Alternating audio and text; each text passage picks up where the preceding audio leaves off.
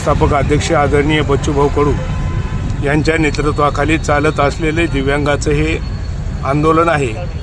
या आंदोलनामध्ये प्रत्येक आमदाराच्या निधीमधून दिव्यांगासाठी खर्च करण्यासाठी 30 लाखाचा निधी शेष शासनाने ठेवलेला आहे। तो निधी त्वरित लवकरात लवकर दिव्यांगासाठी खर्च करावा व दिव्यांगाच्या सोयीसुविधाचा अभाव जे या जिल्ह्यामध्ये पडलेला आहे किंबहुना महाराष्ट्रामध्ये पडलेला आहे ते पूर्णत्वात नेण्यासाठी या स्थानिक आमदारांनी किंवा राज्य सरकारने लक्ष घालून दिव्यांगाच्या ज्या अडचणी असतील, कुठे दुकानासाठी जागा पाहिजे असेल, ज्याला स्वतंत्र निवारा नसेल त्या निवाऱ्यासाठी जागा पाहिजे असेल त्या जागा उपलब्ध करून द्याव्यात व दिव्यांगाची गैरसोय टाळावी आणि दिव्यांगांना या ठिकाणी सुखमय आनंदी जीवन जगण्यासाठी सहकार्य करावे यासाठी हे आंदोलन आम्ही धरलेलं आहे।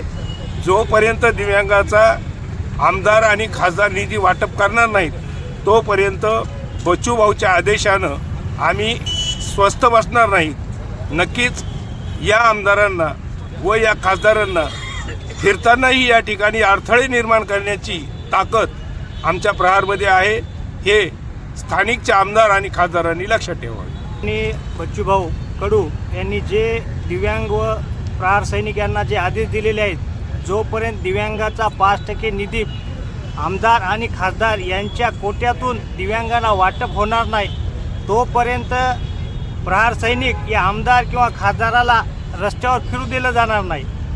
पहिले प्रथम आणि जो ग्रामपंचायतचा दिव्यांगाचा जो 5% निधी आहे जोपर्यंत हा निधी वाटप होणार नाही तोपर्यंत शिव मॅडम आणि तालुक्यातील सर्व BDO ऑफिसच्या BDOला आम्ही रस्त्यावर फिरू देणार नाही या माध्यमातून तुम्हाला आम्ही सांगत आहोत। आणि जोपर्यंत दिव्यांग बांधवांना त्याला स्वतःचं घरकुल भेटत नाही, दिव्यांग बांधवाला 1 गुंठा जागा भेटत नाही तोपर्यंत या शासनाचा आणि आमदार किंवा या खासदाराचा आम्ही जाहीर निषेध करतो आणि त्यांना जोपर्यंत 5% निधी वाटप करणार नाहीत तोपर्यंत आम्ही प्रहार कार्यकर्ते त्याला रस्त्यावर फिरू देणार नाही।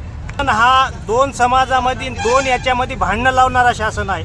आज मला सांगा, परभणी जिल्ह्यामध्ये असं कितीतरी ठिकाणी गायरान हे शिल्लक आहे, मग दिव्यांगासाठी जर शासनानं जर GR काढलेला असतं तर एक दिव्यांगाला 1 गुंठा जागा देऊ शकतात, तर दिव्यांगाला जागा का देत नाहीत?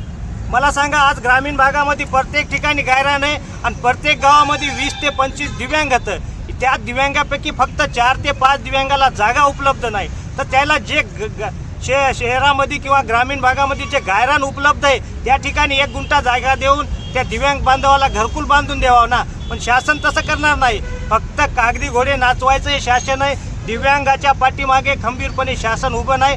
सन्माननीय बच्चूभाऊ जे आदेश देतील त्याप्रमाणे आम्ही परभणी जिल्ह्यामध्ये इथून पुढे जे काही आदेश देतील त्याचा फॉलो करू। क्रांती संस्थेच्या वतीने धरणे आंदोलन लक्षवेधी आझाद मैदान येथे परभणी 1 दिवसीय लक्षवेधी आंदोलन आहे। आमचे सन्माननीय बच्चूभाऊ कडू साहेब यांनी अशा सूचना दिल्या आहेत की प्रत्येक जिल्हाधिकारी कार्यालयावर एका दिवसामध्ये लक्षवेधी धरणे आंदोलन करा।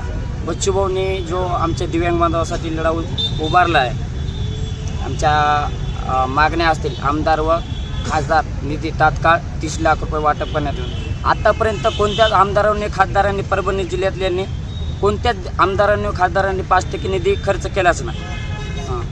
आमच्या घरकुल दिव्यांग बांधवांना विनाअट घरकुल आहे। आतापर्यंत आमच्या दिव्यांग बांधवाला विनाअट घरकुलसुद्धा 1 गुंठा जागासुद्धा नाही, त्याला राहायला घरसुद्धा नाही।